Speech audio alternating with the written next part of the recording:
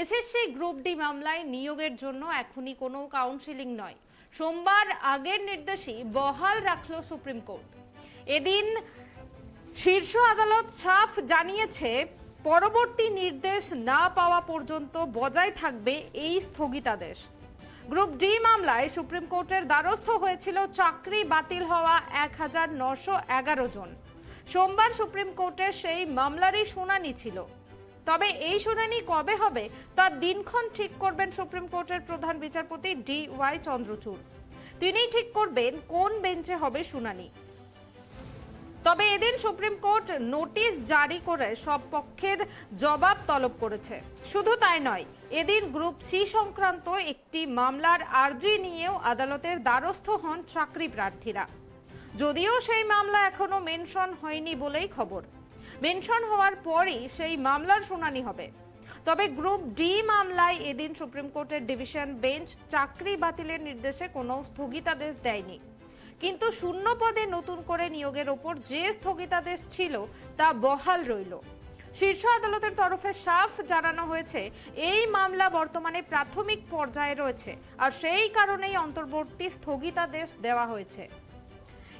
উল্লেখ্য, ইতিমধ্যে group D তে শূন্য পদগুলিতে নিয়োগের জন্য কাউন্সিলিং এর প্রক্রিয়া শুরু হয়ে গিয়েছিল, আর তার শেষে প্রার্থী বাছাই হয়ে গেলে মামলায় জটিলতা বাড়তে পারে, সেই আশঙ্কায় এই অন্তর্বর্তী স্থগিতাদেশ বহাল রাখা হলো। আপাতত 1911টি শূন্য পদে নতুন নিয়োগ করতে পারবে না স্কুল সার্ভিস কমিশন।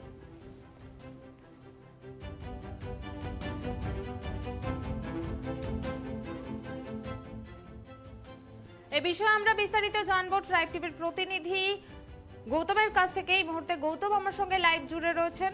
গৌতম দা, গ্রুপ ডি মামলায় সুপ্রিম কোর্টের দ্বারস্থ হয়েছিলেন চাকরি বাতিল হওয়া 1911 জন, আর আজকে সুপ্রিম কোর্টের সেই মামলার শুনানি ছিল। কি আপডেট আছে এই বিষয়ে? দেখো আমি তোমাকে প্রথমেই যেটা বলবো সেটা হচ্ছে যে হাইকোর্টের বিচারপতি তিনি কিন্তু এই 1911 জন যে এসএসসি গ্রুপ ডি কর্মচারী ছিল তাদের চাকরি বাতিলের নির্দেশ দিয়েছিলেন, এবং সুপ্রিম অভিজিৎ গঙ্গোপাধ্যায়ের এই নির্দেশকে কার্যত চ্যালেঞ্জ জানিয়ে চাকরি প্রার্থীরা তোমার সুপ্রিম কোর্টের দ্বারস্থ হয়েছিল। এবং সেই সুপ্রিম কোর্টের দ্বারস্থ হওয়ার পরে কিন্তু যে বিষয়টা দেখা গেল যে সুপ্রিম কোর্ট কিন্তু তাদের আগের নির্দেশই বহাল রাখলো, অর্থাৎ তাদের যে চাকরির নির্দেশ যে ছিল বাতিলে সেই নির্দেশটি থাকলো, এবং পাশাপাশি এই মামলার যে বিষয়টি নিয়ে সেই বিষয়টি নিয়ে সুপ্রিম কোর্টের যে চূড়ান্ত প্রধান বিচারপতি আছেন তিনি এই মামলার দিন ঘোষণা করবেন, শুনানির দিন ঘোষণা করবেন, এবং সেই দিন মতোই শোনা যাবে। স্কুল সার্ভিস কমিশনের এই 1911 জন গ্রুপ ডি কর্মীর বিরুদ্ধে অভিযোগ উঠেছিল ওএমআর শিট কারচুপি, এবং ওএমআর শিট কারচুপির অভিযোগ ওঠে, এবং কলকাতা হাইকোর্টের সিঙ্গেল বেঞ্চ যেটা নির্দেশ দিয়েছিল যে এই সুপারিশ কারচুপি সেটা বাতিল করতে হবে। এবং তুমি জানো যে বিচারপতি অভিজিৎ গঙ্গোপাধ্যায় সিঙ্গেল বেঞ্চ সেই নির্দেশ দিয়েছিল, এবং অথচ তারা যারা চাকরি বাতিল হয়ে গেছে তারা একটা দাবি করেছিলেন যে তারা বলছিলেন যে এতগুলো বছর তারা শ্রম দিয়েছেন, অর্থাৎ এতদিন ধরে তারা কাজ করেছেন, তারা এত বছর শ্রম দেওয়ার পরে সেই শ্রমের ভিত্তিতে তারা কিন্তু বেতন পেয়েছেন, সেই টাকা তারা কেন ফেরাবেন, এই নিয়ে কিন্তু মামলাটার ব্যাপার ছিল। এবং সেই প্রশ্নেই কিন্তু স্থগিতাদেশ দিয়েছেন, এবং আর পাশাপাশি যে সুপ্রিম কোর্টের এই রায় আজকে কার্যত আটকে গেল রাজ্যের এসএসসির সার্ভিস কমিশন। কেননা যে 1911 জনের যে চাকরি গেছিল তার পরিবর্তে গ্রুপ ডির যে 1911 জন কর্ম যে খালি হয়েছিল তাদের জায়গায় নতুন পদে লোক নেওয়ার জন্য প্রস্তুতি শুরু করেছিলেন, এবং ইতিমধ্যে কাউন্সিলিংয়ের কথা ছিল, এবং কাউন্সিলিংয়ের কথা হয়েছিল, কাউন্সিলিং শুরু হওয়ার কথা এর মধ্যেই। কিন্তু সুপ্রিম কোর্ট নির্দেশ দিল যে না, এখনই কোনো কাউন্সিলিং হবে না। এই কারণেই যে তুমি জানো যে নিয়োগ দুর্নীতি নিয়ে গোটা রাজ্য জুড়ে যে নিয়োগ দুর্নীতি নিয়ে ব্যাপক যে শোরগোল পড়েছে এবং এটাতে আবার যে নিয়োগ হবে, যে নতুন করে কাউন্সিলিং হবে, সেক্ষেত্রে যে কোনো দুর্নীতি হবে না বা কোনো রকম কারচুপি হবে না সেই কথা কিন্তু সুপ্রিম কোর্ট এখনও মানতে পারছেন না বা তারা বুঝতে পারছেন না। এই জন্য স্বচ্ছতা রাখার প্রশ্নে আর কি, স্বচ্ছতা রাখার প্রশ্নে কিন্তু কার্যত সুপ্রিম কোর্ট এই শুনানিটা দিল যে না, এখনই কোনো রকম কাউন্সিলিং নয়, কাউন্সিলিং স্থগিতাদেশ দিল।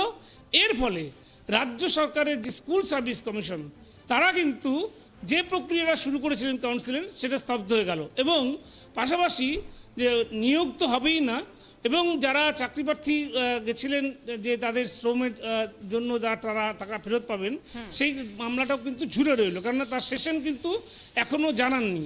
সেশনটা জানাবেন কবে সেশন হবে, সেই সেশনটা তারিখ সেটা কিন্তু বিচারপতি DY চন্দ্রচূড় সুপ্রিম কোর্টের বিচারপতি সেটা তিনি তারিখটা ঠিক করবেন এবং তারপরেই সেই মতো শুনানি হবে।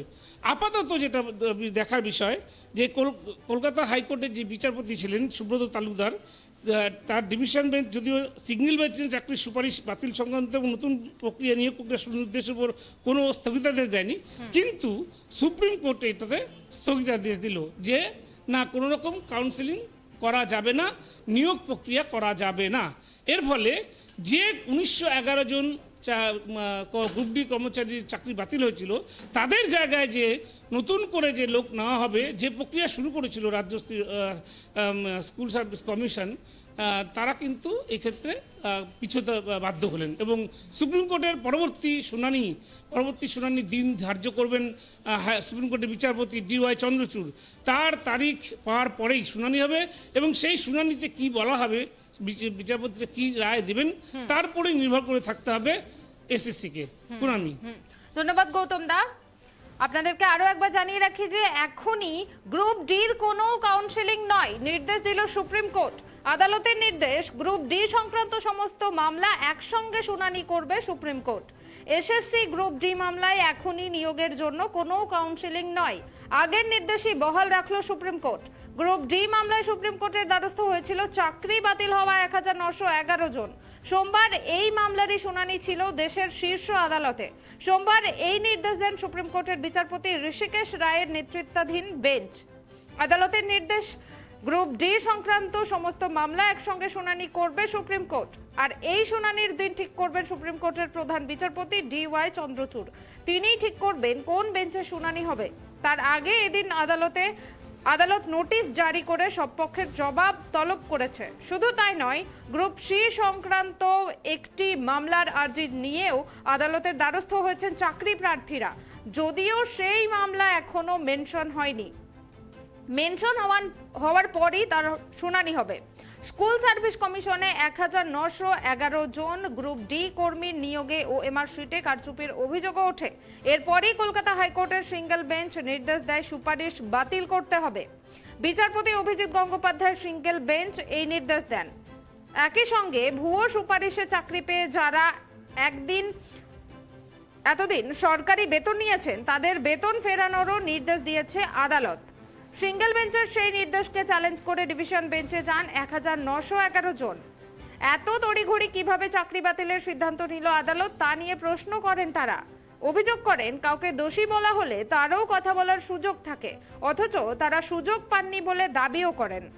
একই সঙ্গে কোর্ট জানান এতগুলো বছর তারা শ্রম দিয়েছেন, সেই শ্রমের ভিত্তিতে বেতন পেয়েছেন, সেই টাকা কেন তারা ফেরাবেন?